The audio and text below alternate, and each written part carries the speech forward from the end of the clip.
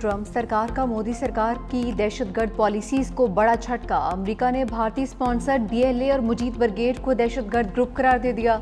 अमेरिकी महकमा खारजा के मुताबिक बीएलए और मुजीब ब्रिगेड को दहशतगर्दों की फहरिस्त में शामिल कर लिया गया। ट्रंप इंतजामिया का दहशतगर्दी की रोकथाम के लिए अज़्म बरकरार रहे। अमेरिकी वज़ीर खारजा मार्को रूबियो ने कहा कि बीएलए ने कराची एयरपोर्ट और गवादर पोर्ट कॉम्प्लेक्स पर हमले की जिम्मेदारी कबूल की थी। बीएलए ने जाफर एक्सप्रेस ट्रेन हमले की जिम्मेदारी भी कबूल की। दहशतगर्दी में 31 अफराद शहीद हुए, 300 अफराद यरगमाल बनाए गए थे।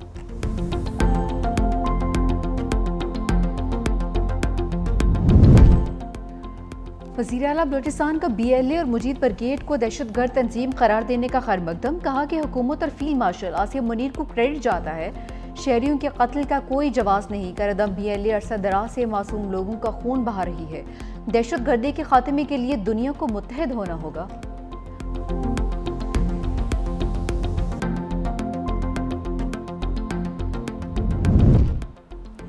मोदी सरकार का सिफारती आदाब से क्या लेना देना। नई दिल्ली में पाकिस्तानी सिफारतकारों को हिरासा करने लगा। 4 पाकिस्तानी सिफारतकारों को घर खाली करने का नोटिस। जरा के मुताबिक नोटिस कॉन्ट्रैक्ट की मुद्दत खत्म होने से पहले जारी कर दिया। शाह महमूद फिर बच गए, दूसरे कई रहनुमा फंस गए। 9 मई के मजीद 2 मुकदमात में पीटीआई रहनुमाओं को 10-10 साल की सजा। लाहौर की इंसदादे दहशतगर्दी अदालत ने मजीद केसेस का फैसला सुना दिया। यास्मीन राशिद, उमर चीमा, महमूद रशीद और एजाज चौधरी को 10-10 साल कैद। सनम जावेद और आलिया हमजा को 5-5 साल कैद की सजा। आयशा भुट्टा को जिना हाउस के करीब गाड़ियां जलाने के केस में 10 साल कैद। शाह महमूद कुरैशी दोनों मुकदमात में बरी। थाना शादमान नजर आतिश केस में 13 मुल्जिमान को सजाएं, 12 बरी। जिना हाउस के करीब गाड़ियां जलाने के केस में 7 मुल्जिमान को सजाएं, 10 को बरी करने का हुक्म। अदालत ने कुछ रोज कबल उमर अयूब, शिबली फराह समेत दीगर अफराद को 9 मई के मुकदमात में सजाएं सुनाई थी। शाह महमूद कुरैशी बरी हो गए। तहरीक इंसाफ का फैसले को चैलेंज करने का ऐलान। पार्लियामेंट के बाहर मीडिया से गुफ्तगू में बैरिस्टर गोहर ने कहा कि नाइंसाफी की छुरी चलती रही तो मुल्क मजीद तकसीम होगा। आज इंसाफ का कत्ल हुआ, सजाओं की मजम्मत करते हैं। 8 फरवरी को 180 नशिस्तों पर कामयाब हुए मगर मैंडेट छीना गया।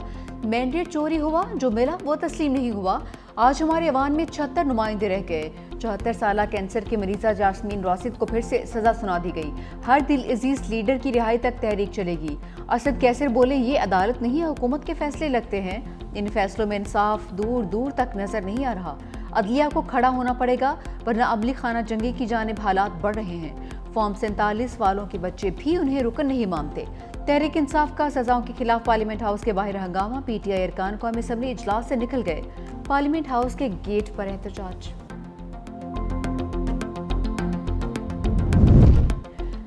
जरताज गुल सजा याफ्ते हैं, पहले सरेंडर करें। Chief justice Lahore high court का हुक्म। 9 मई के 3 मुकदमात में सजाओं के खिलाफ अपीलों पर समाअत। चीफ जस्टिस आलिया नीलम ने रिमार्क से जब तक जरताज गुल सरेंडर नहीं करती अपील नहीं सुनेंगे। जरताज गुल पहले सरेंडर करें फिर अदालत से रजू करें। रजिस्ट्रार ऑफिस का एतराज बरकरार रखते हुए जरताज गुल को पेश होने का हुक्म। इस मुल्क के अवाम में इतना ताकत है कि जंग की सूरत हो तो जंग में भी हम इनका मुकाबला कर सकते हैं और जो आपके 6 के 6 दरिया है वो वापस हासिल भी कर सकते हैं। जब ये जंग शुरू हुआ था तो मैंने इस दरिया के किनारे पे खड़े होकर ऐलान किया था, मोदी को दुनिया के सामने बेनकाब करूंगा। हमने उसको बेनकाब कर दिया। भारत ने जंग छेड़ी तो पीछे नहीं हटेंगे। बिलावल भुट्टो की वार्निंग। कहा कि पाकिस्तान ने भारत को इबरतनाक शिकस्त दी। कौम से वादा किया था मोदी को दुनिया के सामने बेनकाब करूंगा। मोदी ने सिंधु देश पर जो हमला किया उस पर पूरी दुनिया में आवाज उठाई। पाकिस्तान हमेशा अमन चाहता है, भारत ने जंग छेड़ी। नौजवानों ने सोशल मीडिया पर डटकर भारत का मुकाबला किया। हम सबको एक होकर मोदी के मजमूम इरादों को बेनकाब करना होगा। बिलावल भुट्टो की शाह अब्दुल लतीफ भिटाई के मज़ार पर हाजिरी, चादर भी चढ़ाई। चेयरमैन पीपल्स पार्टी की शाह लतीफ अवार्ड्स की तकरीब में शिरकत। मुख्तलिफ शोबों में नुमाया खिदमात सर अंजाम देने वालों को अवार्ड्स दिए।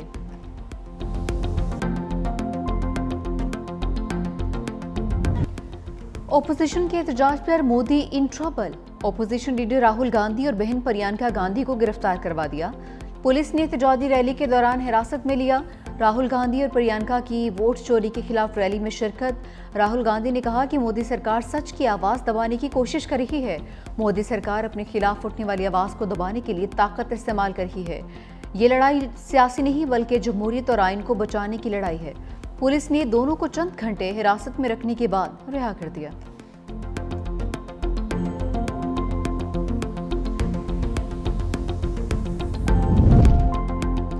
पाकिस्तान हर किस्म की इंतहा पसंदी और मजहबी अदम बर्दाश्त के खिलाफ है। सदर आसिफ अली जरदारी का अक़लियतों के दिन पर तकरीब से खिताब।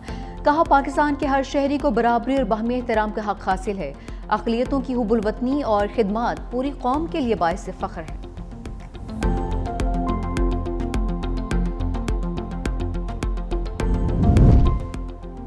मरी में शरीफ खानदान की अहम बैठक। वज़ीर आज़म शहबाज शरीफ, सदर नून लीग नवाज शरीफ और वज़ीर आला पंजाब मरीम नवाज की शिरकत। मुल्क की सियासी सूरत हाल, हुकूमती मामलात और पार्टी अमूर पर गुफ्तगू। ज़राए के मुताबिक वज़ीर आज़म ने पार्टी कायद को बिलावल भुट्टो से मुलाकात बारे आगाह किया। नवाज शरीफ के अहम फैसलों में मुख्तलिफ सियासी क़यादत से हुकूमती और सियासी सतह पर राबते बढ़ाने और उन्हें ऑन बोर्ड लेने की हिदायत। गिलगित में मट्टी का तौदा क़यामत बनकर टूट पड़ा। दिनोर नाला में मट्टी का तौदा गिरने से 8 रज़ाकार जाँ बहक, 7 जख्मी हो गए। रज़ाकार पानी की बहाली के लिए काम कर रहे थे। जाँ बहक होने वालों की इज्तिमाई नमाज जनाज़ा अदा। मकामी अफराद का साने के खिलाफ धरना, हुकूमत के खिलाफ नारेबाजी। इंतजामिया के मुताबिक शिश पर ग्लेशियर पिघलने से नाले के बहाव में इजाफा हुआ, फिर सैलाब आया। दरियाए सतलुज और मुलहका नदी नालों में सैलाब का अलर्ट। आइंदा घंटे में 72 की जानिब से पानी छोड़े जाने का इम्कान है।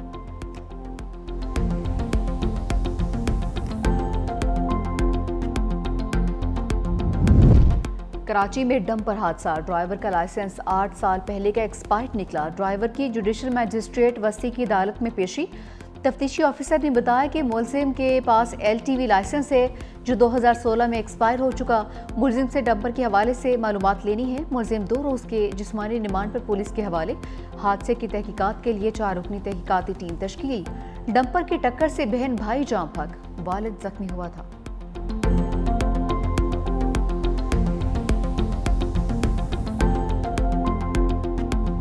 दहशतगर्द सोच के लोग मुख्तलिफ 7 डंपरों को आग लगा देते हैं। हमने उनको डेडलाइन दी कि 25 तारीख के बाद सिर्फ वो डंपर शहर में आएंगे जिसमें ट्रैक्टर्स लगे होंगे, जिनके ड्राइविंग लाइसेंस फुली चेक्ड होंगे। तो गवर्नमेंट का काम है, वो अब काम कर रहे हैं। लेकिन आप बैठ के यहाँ पे सिर्फ आग में तीली के फलाने ने ये कहा, फलाने ने ये कहा, ये क्या मैसेज दे रहे हैं आप? शहर का अमन आपको रास नहीं आ रहा है? जानबूझकर इस तरह की साजिशें की जा रही है।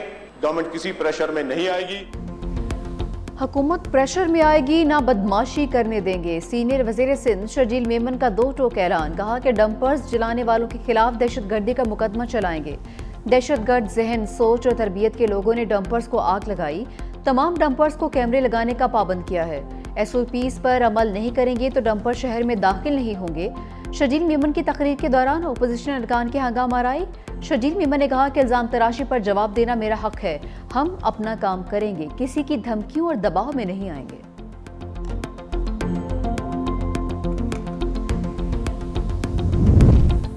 तुर्किया में क़यामत खेज ज़लज़ला, दर्जनों इमारतें ज़मीं बोस, 1 शख्स जाँ बहक, 29 जख्मी।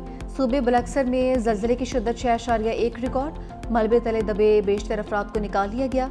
वज़ीर आज़म शहबाज शरीफ का तुर्किया में ज़लज़ले पर अफसोस का इज़हार। कहा कि सूबे में ज़लज़ले पर दिल रंजीदा है। तमाम तर दुआएं और हमदर्दियां मुतासरीन के साथ हैं।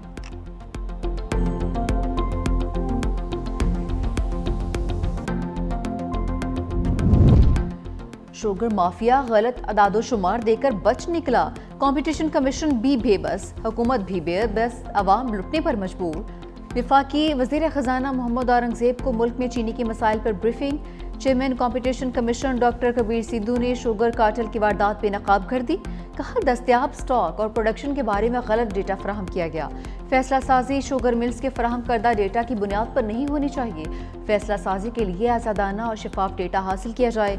ये सादा सी बात कई साल अवाम के लुटने के बाद फैसला साजों की समझ में आई है। देर आए दुरुस्त आए, लेकिन शफाफ डेटा कितना शफाफ होगा? 2010 का शुगर कार्टेल का फैसला आज तक मंजर आम पर नहीं लाया जा सका। सिंध हाई कोर्ट ने 2021 तक स्टे दिए रखा। अब मामला सुप्रीम कोर्ट में ज़ेर इल्तिवा है। चांद मेरी ज़मीन, फूल मेरा वतन, वादी नीलम में मार्का हक और जश्न आज़ादी की तकरीबात। पाक फौज और आज़ाद कश्मीर कल्चरल एकेडमी के इश्तराक से नीलम कल्चरल फेस्टिवल का इनेकाद। सकाफती मेले में मकामी अफराद की बड़ी तादाद में शिरकत। स्कूल के बच्चों ने टैबलोस, कॉलेज के तलबा ने रिवायती गीत और रक्स पेश किया। शुरका की जानिब से मार्का हक में तारीखी फतह पर अफवाज पाकिस्तान को ज़बरदस्त खिराज तहसीन पेश किया। मार्के हक में शानदार कामयाबी की खुशी और आज़ादी का जश्न। गवर्नर हाउस सिंध में पुरवकार तकरीब। गुलकार आतिफ असलम की शानदार परफॉर्मेंस। शुरका झूम उठे। शहरियों की बड़ी तादाद सब सैलाली परचम थामे गवर्नर हाउस पहुंचे।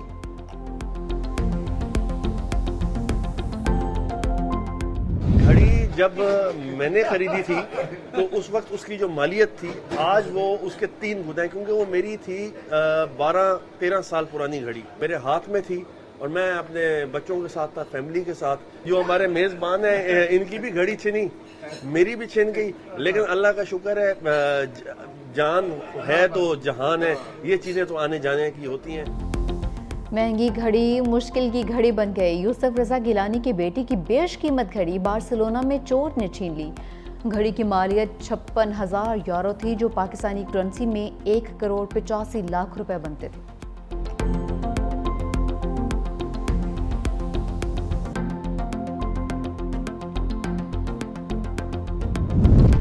फ़ज़ाई आलूदगी के खात्मे के लिए इनकलाबी कदम। हुकूमत पंजाब ने स्मोक पर काबू पाने के लिए जदीद टेक्नोलॉजी का सहारा ले लिया।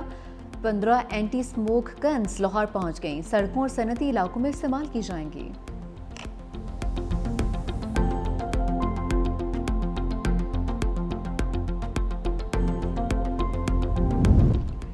इसराइल का बर्बरियत में नकाब करने वाले सहाफ़ियों पर हमला। बमबारी करके अल जज़ीरा के मारूफ सहाफ़ी अनस अल शरीफ को 4 साथियों समेत शहीद कर दिया।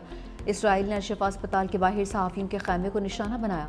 शहादा में रिपोर्टर मोहम्मद करीकिया, कैमरामैन इब्राहिम ज़ाहिर और मोहम्मद नौफल शामिल। अल जज़ीरा के मुताबिक इसराइली सहाफ़ियों को खामोश करना चाहते हैं। गज़ा में अब तक 200 से ज़ायद सहाफ़ी शहीद हो चुके। गज़ा के मुख्तलिफ इलाकों पर बमबारी से मज़ीद 40 फ़लस्तीनी शहीद।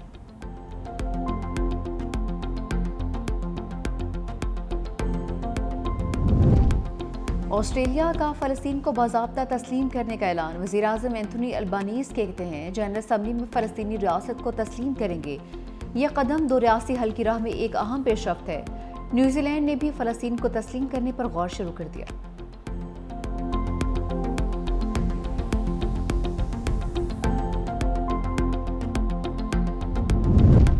भारतीय रियासत उत्तर प्रदेश में 200 साल पुराने तारीखी मकबरे पर हमला। बजरंग दल समेत इंतहा पसंद हिंदू तंजीम के अरकान ने धावा बोल दिया। मकबरे की तारीखी इमारत को नुकसान पहुंचाया है।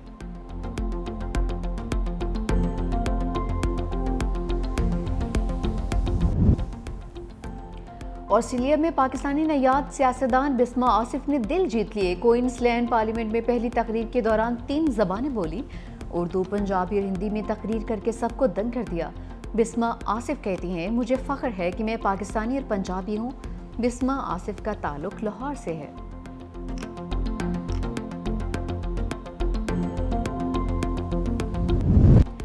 वेस्टइंडीज़ ने हिसाब बराबर कर दिया। पाकिस्तान को दूसरे वनडे में शिकस्त। बारिश से मुतासरा मैच में कौमी टीम ने पहले खेलते हुए 35 ओवर्स में 7 विकेटों के नुकसान पर सिर्फ 171 रन बनाए। हुसैन तलत ने 31, अब्दुल्ला शफीक ने 26 और साइम अयूब ने 23 रन की इनिंग्स खेली। डीएल सिस्टम के तहत वेस्टइंडीज़ ने 181 रन का हदफ 5 विकेटों पर पूरा कर लिया। शिरफेन रुदरफोर्ड ने 45 और शाय होप ने 32 रन बनाए। सीरीज का फैसला कुल मैच आज खेला जाएगा।